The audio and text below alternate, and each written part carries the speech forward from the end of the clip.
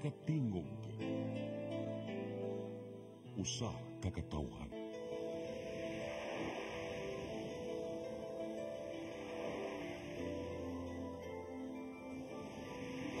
Cebu Catholic Television Network.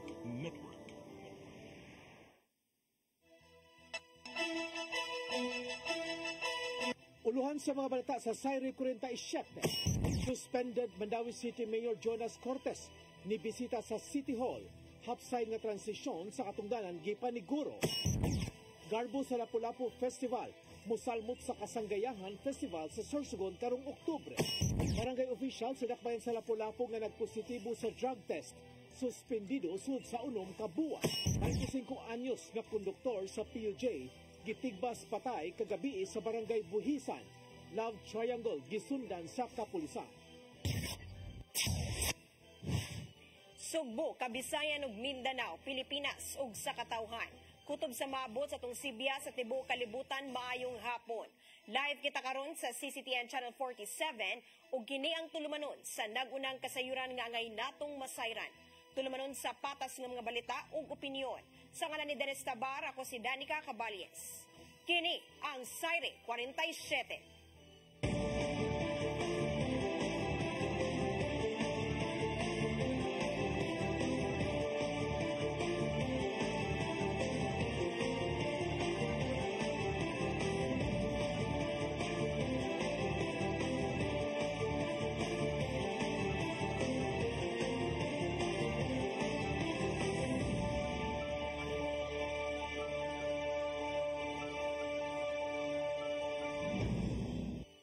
Karon sa kompletong detalye sa mga balita. Suspended Mandawi City Mayor Jonas Cortes ni bisita sa City Hall o gipaniguro ang hapsay nga transition sa katungdanan. Mayor Cortes nakakwestiyon usab sa pagpatuman sa suspension order. Ang kasayuran hatod ni Mary Rose Sagarino. Alas 9 kaganinang buntag ni bisita si suspended Mandawi City Mayor Jonas Cortes sa City Hall ug nakigtigom sa mga department heads. Kinialang na sa pagtransition sa katungdanan ngadto kang acting Mayor Glenn Bersede. Matud ni Cortes nga nipasalig ang mga personnel sa City Mayor's Office ug department heads sa ilang suporta kang Bersede. Hindi ko gusto nga maapektuhan ang serbisyo sa Dakbayas Mandawi. No, ang ako pinangga kay namon Dakbayas Mandawi nga kuan lang, padayon ang serbisyo. In fact, ato yung gitarong hanay ang transition team. Una nang ipadayag si Bersede nga wala siya himuong kausaban sa mga staff sa City Hall. Ipadayon usab niya ang tanang proyekto o programa ni Cortes. Gipangkuha na usab ang mga gamit ngadto sa Vice Mayor's Office alang sa pagtransition ni acting Vice Mayor ni Risa Son Ruiz. Si Cortes gisuspenso sa ombudsman og usa ka tuig nga walay sweldo tungod sa grave misconduct. Matud niini nga gidawat niya ang suspension order bisan pa sa ilang mga kwestiyon sa pamaagi sa pagpatuman sa order. Okay, daghan na kayong ato nasugatan no nga suspension, doon nagkuyog nga implementing order. Pero kani is so unique nga ako naglibog murag hasa sila ang national ug ang region wa magkakuan no manang atong gi-comply but again with a question. Matud ni Cortes nga padayon siyang moserbisyo sa mga Mandawihanon og planong mututok ngadto sa komunidad. Mary Rose Sagarino, CCTN News. Mandawi City Acting Vice Mayor ni Risa Son Ruiz mauhag sa konseho alang sa makuti nga pagsusi sa budget alang sa tuig 2025. Samtang gipatuman usab sa unang higayon ang bagong Pilipinas Hymn o pledge sa flag raising ceremony kaganihang buntag. Ang kasayuran hatod pagbalik ni Mary Rose Sagarino. Si Acting Vice Mayor ni Risa Son Ruiz mao na ang nilingkod nga presiding officer sa sesyon sa konseho kaganinang buntag. Subay na sa iyang pag-asumer sa pwesto. Si Ruiz nilingkod isip Acting Vice Mayor human ni asumer isip Acting Mayor si Vice Mayor Glenn Bersede. Human gisuspenso sa ombudsman si Mayor Jonas Cortes ug usa ka tuig tungod sa grave misconduct. Usa sa mga gustong isugyot ni Ruiz mao ang makuti nga pagsusi sa pag-allocate og matag tuig nga pondo sa syudad. Matud ni Ruiz nga mas maayo nga matanaw ang budget sa matag departamento. Kinahanglan kuno dunay saktong diskusyon tali sa mga buhatan budget officer pag-justify sa ilang pondo aron transparent alang sa publiko. Usually sa practice namo ingno naman na ay budget for kuana for approval. Wa gibi kalili sa budget. Inig budget hearing amo attend sa budget hearing ang chairman das committee on appropriations and finance. Unya iguman magsige tagyaw-yaw. O ang SP anong gamay ra mag budget ang SP bisag para sa buwak wa magkuot kita sa tumbol sa kay wa man mikibaw pila budget sa SP. So mana atong tan-awon. There is still time. Matod sa acting vice mayor nga dili lang kung unsay mando o gusto sa city mayor's office ang gilayon ipapasar sa konseho. Siya miingon nga dili kini pasabot nga babagan ang mga isugyot apan hatagan lang og pagtuon ang rekomendasyon. Sa pagkaron ko kamo naman mo pirmi og usay sugos executive okay na dayong legislative ganas kibaw na ba na yung mga documents ana karon ato yung matanaw di ko gusto nga ang atong council mahimo lang rubber stamp usay to say gusto sa executive tuman lang ta bisag di nato tun-an di nato tan-awon. Samtang sa unang higayon gipatuman ang bagong Pilipinas himo og pledge human sa flag raising sa Mandawi. Ipatuman na kini matag flag raising ceremonies. Mary Rose Sagrino, CCTN News. Dulaan 55 milyones pesos nga kantidad sa mga premyo gitunol na ngadto sa mga mananaog sa Pasigarbo sa Sugbo 2024. Samtang gitabangan sa Kapitolyo ang LGU Dumanhog human nasayod sa gidangatan sa ilang decorated float. Ang kasayuran hatod ni Gian Navarro. Human sa malampusong pagpaygayon sa Pasigarbo sa Sugbo 2024 Grand Showdown, gitunol na ang mga premyo ngadto sa tanang mga mananaog. Migahin ang Kapitolyo og 54.705 million pesos nga pundo aron ihatag ngadto sa mga nakadaog sa managlaing kategorya. Apil usab sa mga natagan og premyo ang mga special awards sa managlaing contingents nga nakadaog. Ang Kabkaban Festival sa Carcar City nga nakadaog sa street dancing competition adunay 2 million pesos nga cash prize isip kampyon. Samtang 5 million pesos ang nauli sa dakbayan sa Naga human nagmadaugon sa ritual showdown diin sentro ang Pasko sa Naga sa Dagitan Festival contingent. Butang nga gikalipay kini sa ilang mayor. All the efforts goes to the mga bata yon nga og ang suporta po sa mga ginikanan nga sa kanunay nilang practice, wala yung pugni sa mga ginikanan. Samtang nakadawat og ginabang nga 200,000 pesos ang LGU Dumanhog human nasayod sa gidangatan niadtong Domingo. May numdumang nasunog ang decorated float, pipila ka oras sa wala pang street dancing. Apan daling nakabangon ng LGU tungod sa pagtabang sa ilang mga kauban. Gikalipay noon ni Mayor Gungun Hika ang maong hinabang. Samtang gipasalamatan ni Gobernador Gwendolyn Garcia ang tanang LGU sa pagsanong siyang mando nga level up ang festival performances. Ilabi na nga apil sa nakasulod sa top 15 ang mga festival nga sukad na sukad wala pa nakadaog sa Pasigarbo sa Sugbo. This Pasigarbo sa Sugbo has been the most meaningful and the most symbolic.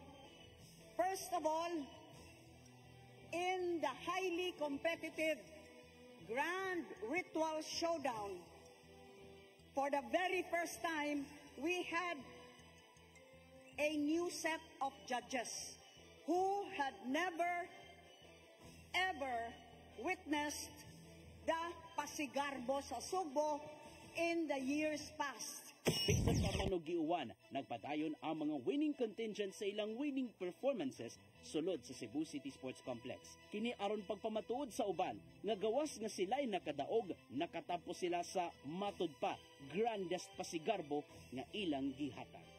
Gian Navarro, CCTN News. Garbo sa Lapu-Lapu Festival, musalmot sa Kasanggayahan Festival sa probinsya sa Sorsogon karong Oktubre. Matod sa City Tourism Office nga ang pagsalmot sa mong festival mao'y sinugdanan sa ilang pagsalmot sa dagkong mga festivals. Ang kasayuran nihato ni Crystal Joy Pelerca. Human sa malampusong pagsalmot sa Pasigarbo sa Sugbo 2024, gibutyag sa OIC sa Tourism Office nga si Gary Lau nga mosalmot ang dakbayan sa Lapu-Lapu sa 50th anniversary sa Kasanggayahan Festival sa probinsya sa Sorsogon. Matod ni Lau nga niadtong Agosto 7, nakadawat sila og imbitasyon gikan sa maong probinsya ug mahitabo kini karong Oktubre. Sigon ni Lau nga sabutan pa nila sa choreographer kung susamang performance ba gihapon ang ilang ipakita, apan tan-aw niyang posibleng aduna sila idugang sa ilang ipasundayag. Matod ni Lau nga dili na hinuon sila maproblema sa props o costume tungod kay magamit pa man ang ilang gigamit sa Pasigarbo o kinahanglan na lang palambuon. Dugang pa niya nga dili na usab sila may problema sa budget para niini tungod kay mohatag usab og financial assistance ang mga probinsya ug magamit ra usab nila ang sobra sa ilang premyo sa Pasigarbo sa Sugbo. Nakamantay cash reward from our Pasigarbo sa Sugbo. So ani man sa mabutang sa ato sa tourism, so natin gamiton. Sigon pa nilaw nga mao kini ang sinugdanan sa ilang pagsalmot sa mga dagkong festival. That's why we will be joining the Kasanggayan Festival in province of Sorsogon. Kay para dili lang mohunong diha nga mga di ba? Muna kay Samtang gibutyag usab nilaw nga ang mga performers sa Garbo sa Lapu-Lapu Festival makadawat og tag 5,000 pesos nga cash incentives gikan sa 3 million nga cash prize sa Pasigarbo sa Sugbo 2024. Crystal Joy Felerca, CCTN News. Tunan pa ni Cebu City Acting Mayor Raymond Alvin Garcia ang planong renovation sa oval sa Cebu City Sports Center. Kinihuman mihangyo ang mga opisyales sa CCSC nga himuong partial closure ang paggamit sa oval. Ilabi na nga maka-income kini og dagko matagbuan. Hinuon tunan pa kini ni Garcia uban ang mga opisyales sa CCSC ug sa kontraktor.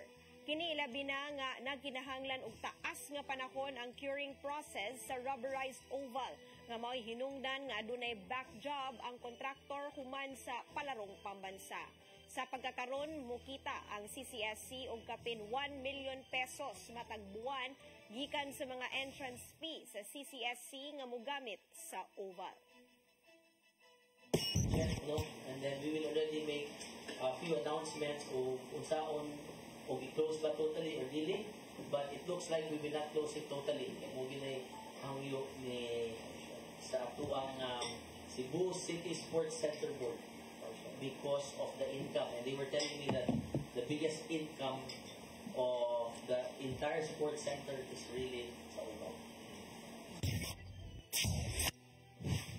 Acting Cebu City Mayor Raymond Alvin Garcia subling ni pasalig nga himuon sa Cebu City Sports Center ang sunod sinulog 2025 ug sugda na ang pagpangandam sa sunod buwan.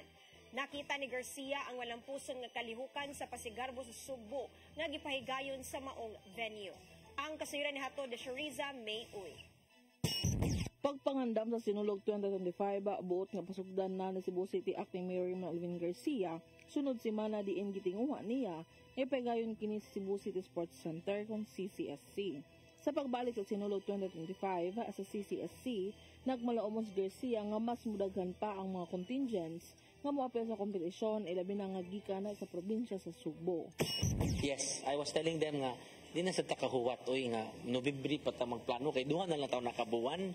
And you know how government works when it in terms of paggawas og mga resources ba coming from the city.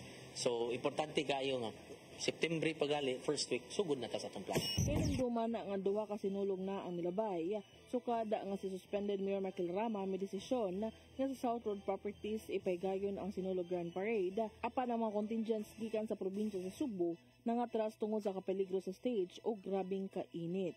Naobserbahan sab nga nag-anam og kagamay ang mga contingents nga out of town ug sagad nga motambong na lang sa mga contingents gikan sa barangay sa Dakbayan sa Sugbo.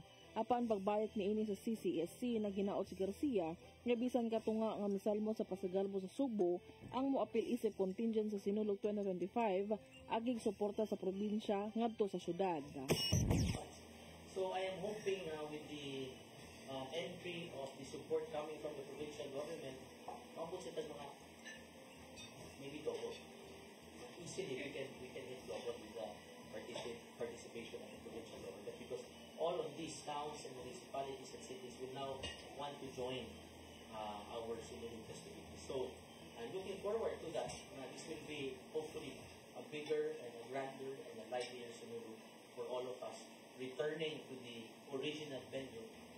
Bisan pa man ang supak sa Rama sa mga pagbalik sa sinulog competition diya sa CCSC nang ginaot si Garcia nga suportahan kini sa suspended mayor ilabi na nga mabalik kini sa Nobyembre ug mubo na lang sab ang panahon na kung ibalik pa kini nga to sa SRP ang pagpangandam sa pagpahingayon na sa sinulog. Shariza May Uy, CCTN News.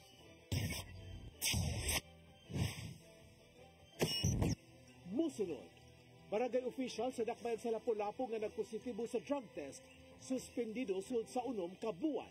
Kana og daghan pa mga balita sa pagbalik sa Sayre 47.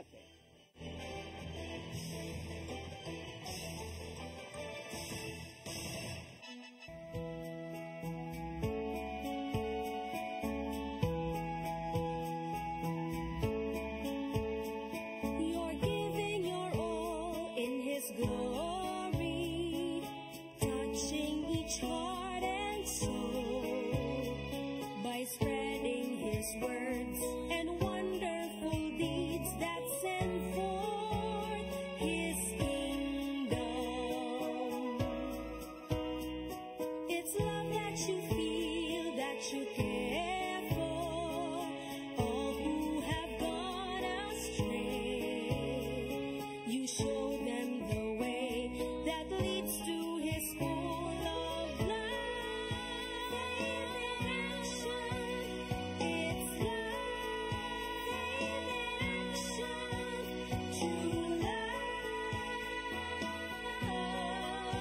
faith in action.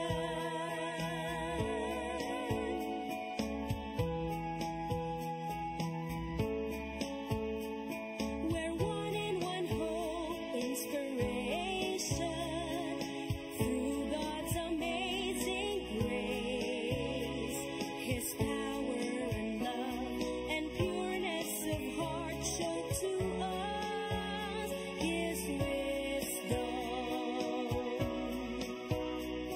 It's love that you feel, that you care for all who have gone astray.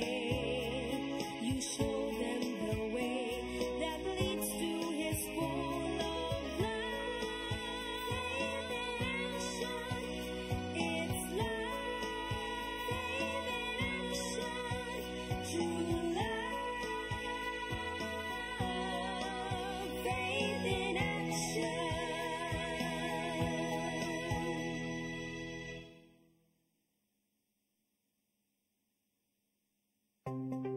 Discover the beauty of the Philippines.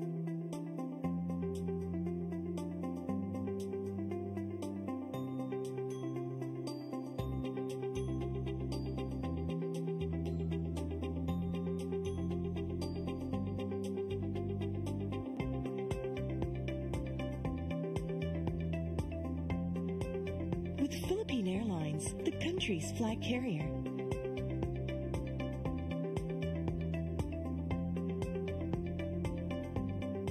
The airline that lets you feel the warmth of the nation.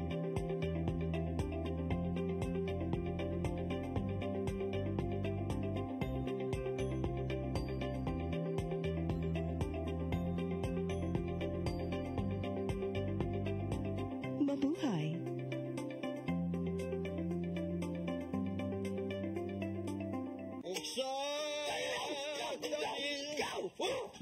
Unsa man kang tambulakan kalit lang abot nalandigan ni ron. Gitara ko nga gamay kaayo. Gitara ko nga dako gamay kaayo. Dai. Sa man ang utangan nga naa nga si Muyo dito. Upa manggod siya inaw ikatuba ni mo dailing kay. Tarong nga. Nganong imam kong iapil ni dailing ha? Wa man ko'y labot. Kini panil nga, kini.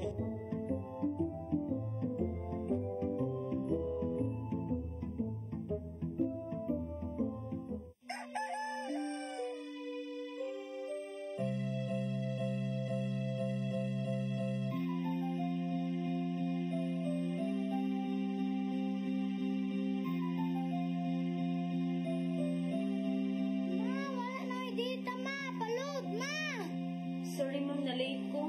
Nagita pa mong para internet sa kong anak ma'am. Ay, wala na yung problema. Mag-sinisibo. Sinisibo. For your internet connection. And for the signal of your cable TV. So fast and straight the transmission to your home. Sinisibo. Offers you to have fiber optics. For your viewing experience, perfect and clear so fast. So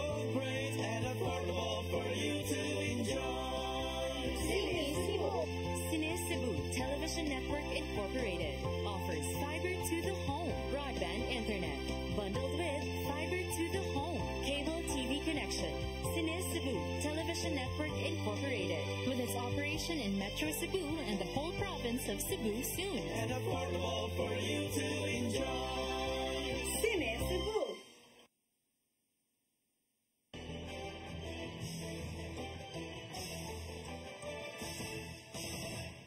Balik sa atong mga balita, suspendido sud sa 6 ka buwan ang usa ka barangay official sa Dakbayan sa Lapu-Lapu nga nagpositibo sa kinalit nga drug test. Kinahanglang mopaubos sa Government Rehabilitation Center ang opisyal aron makabalik sa posisyon. Ang kasayuran ni hatod ni Crystal Joy Pelerca. Gibutyag karong adlaw sa Executive Director sa City of Lapu-Lapu Office for Substance Abuse Prevention kung CLOSAP nga si Gary Lau nga adunay usa ka barangay official sa Lapu-Lapu City ang nagpositibo sa gipahigayon nga surprise drug test. Matod ni Lau, ang maong opisyal na paubos sa kinalit nga drug test ni adtong permerong semana sa Hunyo ato sa ilang sesyon. Sa dihang nigawas ang resulta nga nagpositibo ang maong opisyal, gipaubos na usab kini sa confirmatory test. Ni adtong Hulyo 23, nigawas sa confirmatory test nga positibo gyud ang maong opisyal. Tungod niini, daling gipahibaw ni Lau si Mayor Junior Dahongchan ug ang kapitan sa barangay kung asa nagikan ang maong opisyal. Lakip usab sa gipahibaw ni Lau mao ang Department of Interior and Local Government kundi ILG Lapu-Lapu. Sigon pa ni Lau nga base sa ordinansa, ang usa ka opisyal nga magpositibo sa drug test, suspinsohon sulod sa 6 ka buwan ug ipaubos sa rehabilitation. And the mayor told me nga give mo recommendation. So my recommendation was 6 months 6 months without pay to undergo a drug rehab program, government facility, based on the ordinance na gi-create sa ato. Dugang nilaw nga i-monitor nila ang maong opisyal paghuman sa 6 ka buwan. Kung makapamatuod ang maong opisyal nga nipaubos siya og rehabilitation ug adunay rekomendasyon, makabalik na kini sa iyang posisyon. Apan kung ugaling wala siya nipaubos sa rehab, posible siyang madismiss sa iyang pagka-opisyal. Pero Section 9 of the ordinance stated that if you refused to undergo a drug rehab facility, well, after 6 months, I will check whether you comply with Section 7 of that ordinance.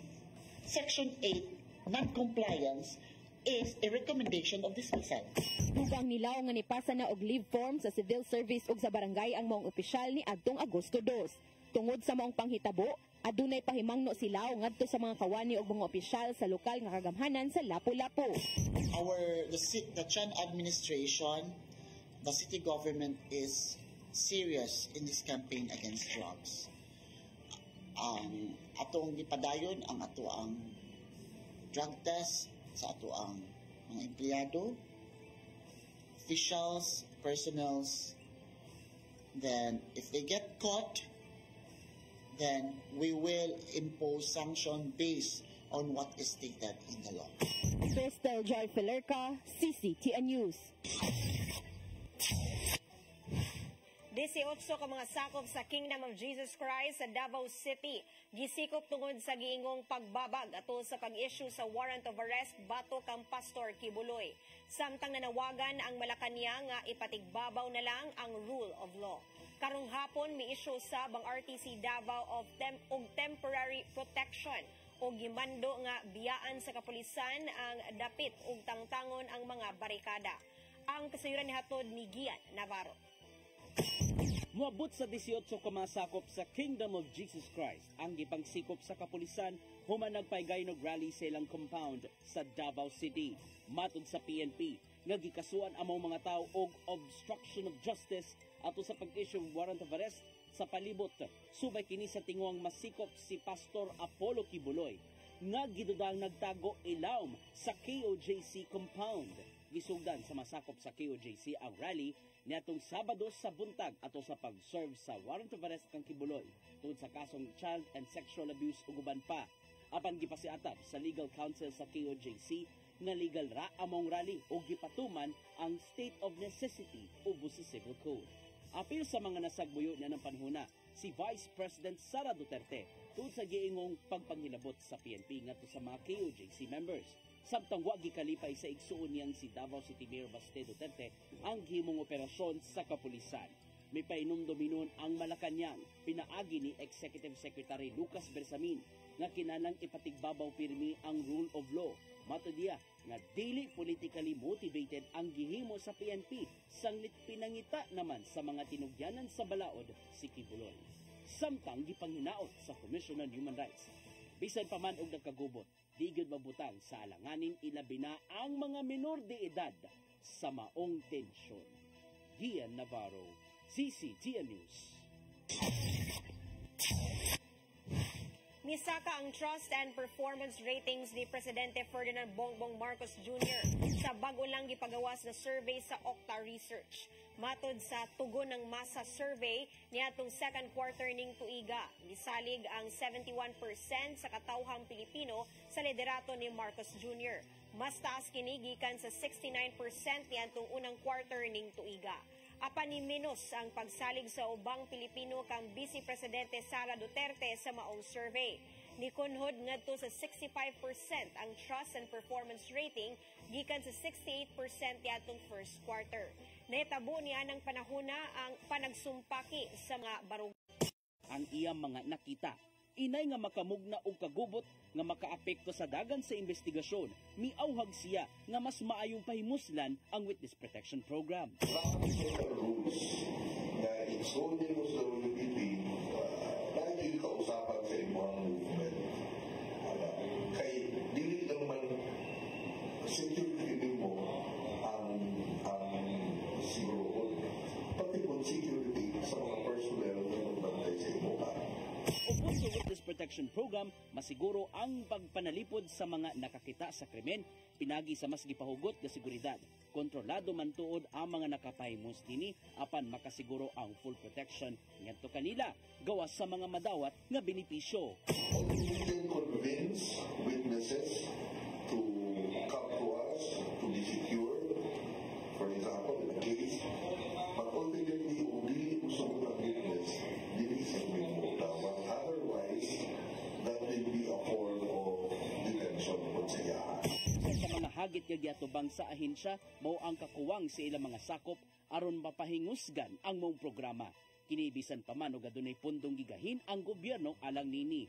Apan ang mahinungdanon, magkatabang ang Witness Protection Program aron masiguro ang kamatuoran human sa linuog nga krimen. Gian Navarro, CCTN News.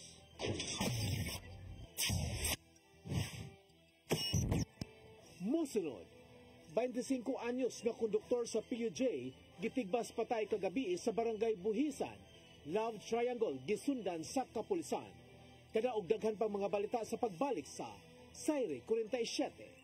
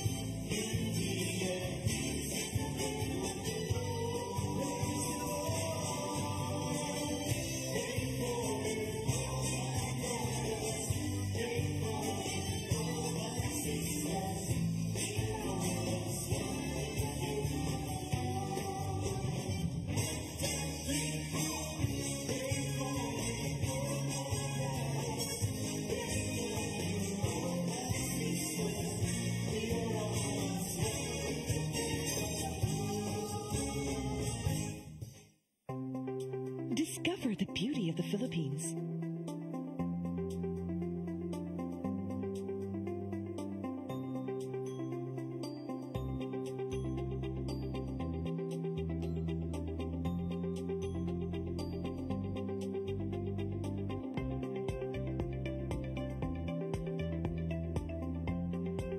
With Philippine Airlines, the country's flag carrier.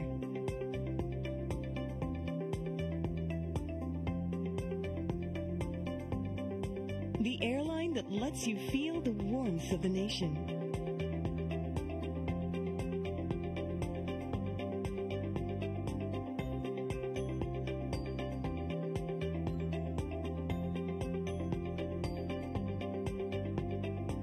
Mabuhay.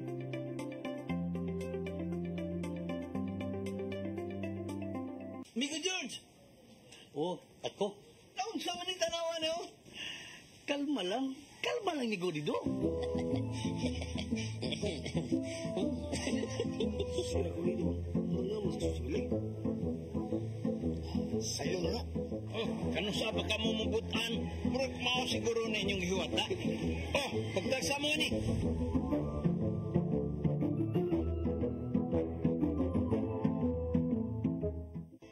Come October 4, 5, and 6, another gathering will be held in Cebu City, the first National Charis Conference, which is open to all charismatic communities, realities, and expressions. Hosted by the Brotherhood of Christian Businessmen and Professionals, the event will have interesting workshops and topics to help us grow in our various charismatic gifts and charisms. Watch out for more details about this event from our host BCBP in the coming days. Meantime, let's be ready to join these gatherings and pray for the outpouring of the current of grace in the Philippines.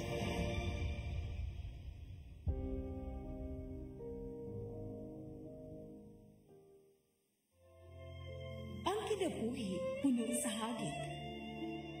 Sumpi na ka, Dria! Ay, mag-inarte! Magdita ka! Puno sa pangutana. Bata pa gani ka kayo? Nagpuyag-puyag na ka? Kinsa man ang mga sakitin ako din ay gano'n na kinsa! Kung si Buto mo'y pasabot na di. Puno sa luha.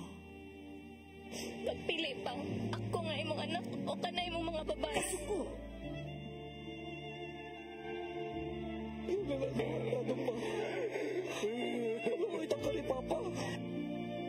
Apan bisan mangit-ngit pa ang imong kalibutan, aduna pa'y nagpahiping kahayag. Aduna ka pa'y kasumbungan. Mga laman, hanak na. Dear Tatay, Tunog na unlod na. Nganong hangdunan. Waylain pagi aron masabtan nato ang Biblia. Kinahanglan nga doon na tayo relasyon kang Isus. Hangtod sa layan natong panaguban, daghang salamat. Siya. Tunog na unlod na. I am the God that healeth thee. I am the Lord, your healer. I sent my word and healed your disease. I am the Lord, your healer. I am the God that healeth thee. I am the Lord, your healer. I sent my word and healed your disease. I am the Lord, your healer. I am the God that healeth thee. I am the Lord, your healer. I sent my word and healed your disease.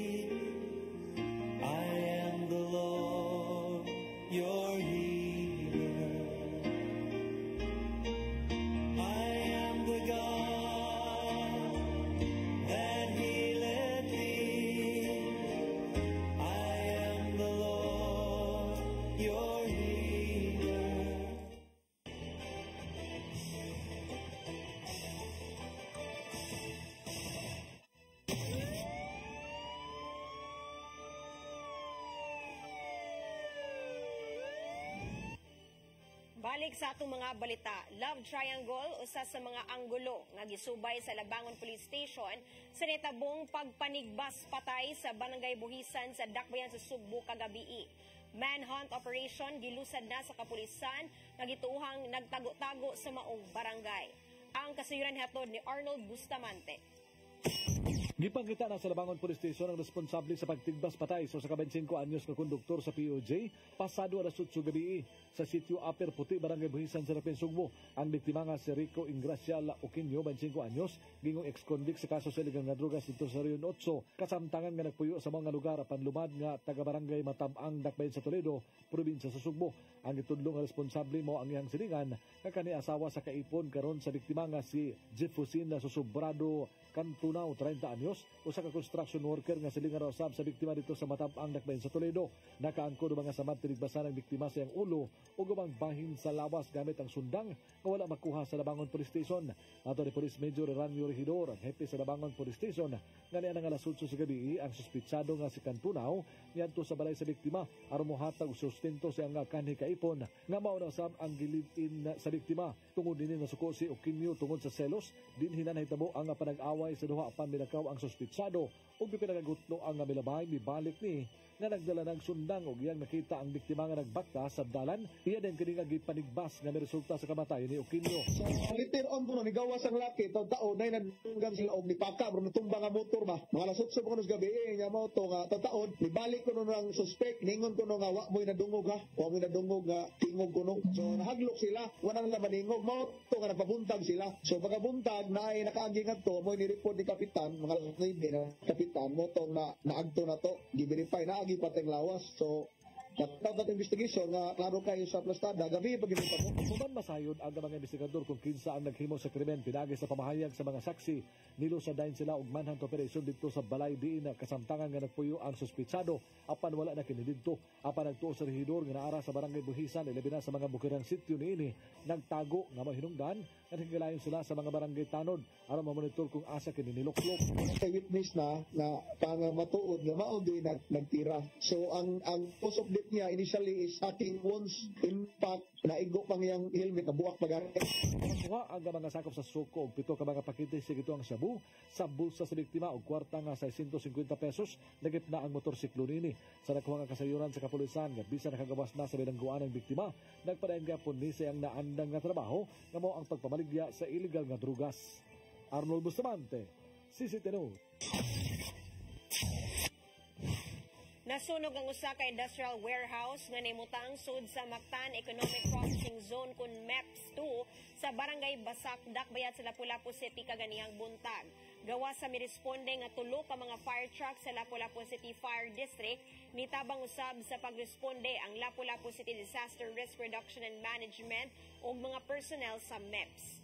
Nakontrolar ang sunog sa paglabay sa 20 minutos ug hingpit nga na fire out mga alas 7:43 sa buntag. Mukabat usab sa 700,000 pesos ang danyo sa sunog. Wala ra hinuoy natalang naangol sa insidente ug padayon pang gisuta sa kabumberohan ang hinungdan niini. Kapinasan na po ka mga kaso sa pagpamusil ang naitabo sa Dakbayan sa Sugbo sulod lang sa Agosto. Apan kapulisan mibutiyag nga 90% sa mga responsable sa maong krimen ila na nga nailhan og napasakaan og kaso sa korte. Ang kasayuran hatod ni Arnold Bustamante. Sa dato sa Cebu City Police Office, kapinasa na 10 ka mga kaso sa pagpamusil ang nahitabo sa Dakbayan sa Sugbo sudod lang sa 27 ka adlaw. Dinalabing daghan nga insidente mao ang area sa Mambaling Police Station. Mato ni Police Lieutenant Colonel Janet Rafter, Deputy City Director for Administration sa CCPO nga sa mao nga gidikanon sa mga kaso sa pagpamusil, pulos nila kini na ilhan og nabintang ngadto na sa 95% ang ilan nga napasakaan og kaso ngadto sa korte.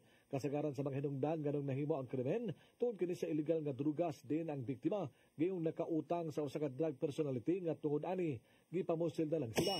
Mo na ang ilahan yung ang usa ka rason ni ana is kanang ilahan gitawag lagi nga kanang wala magkahatag na mabayad. So that's why tigunan pa nga ilahan i-balance nila murag siguro para ma-warningan mo. Ang Matag Police Station nga doon mga kaso sa shooting incident gimanduan nga sulbaron sa labing daling panahon ug ilang papanubagon ang naghimo sa krimen. Giangkon ni Rafter nga ang mambaling mo'y dunay labing daghan sa kaso sa pagpamusil itandi sila ang police station sanglit ilang mao nga dapit nga areas of concern sabay sa problema sa illegal nga druga. Ang pinaka-perennial na ito nga problem sa shooting is makita natin yun nga ang Station 11 has the most numbered of shooting incident, and we know also for a fact na kanang mga barangaya, although gamay lang na siya di mga barangay, we really lukod nga isa po din na sa areas of concern nato when it comes to illegal drugs. Ito sa Acting Mayor Raymond Alvin Garcia, bibot si 14 sa Open Line Forum nga makaalarma na ang sunod-sunod nga shooting incident sa Nakmen Sugbo. Tungod nini iyang mando sa kapulisan nga dili lang taman sa pagpasaka og kaso ang buhaton sa CCPO apan kinahanglan nga lig-on ang kaso o nga makonbikto gyud ang mga naghimo sa krimen. So what did I do? What was my instructions? My instructions was make sure na your case is airtight, get the evidences that are required for a conviction, and make sure that you cooperate all the way with the prosecution so that makonvicted yun siya. And that will now send a message to the entire world that we mean business here. Kaya kimo kag crime here, ang criminal element na to, atong ikiha, makonvict pa. Diba? That's the message that I want to send. Ibutiyag sa kapulisan nga hangit paghapon kanila ang pagsulbad sa problema sa illegal nga druga sa syudad katungod ani nagpareha ng ilang subsub nga kampanya matag semana batok sa illegal nga drugas. Arnold Bustamante, CCTV. Bawag to naglangkob sa itong mga balita sa Saire 47. Sa ngalan ni Dennis Tabar, ako si Danica Caballes, sang tunugma sa inyong paboritong tulumanon. Saire 47.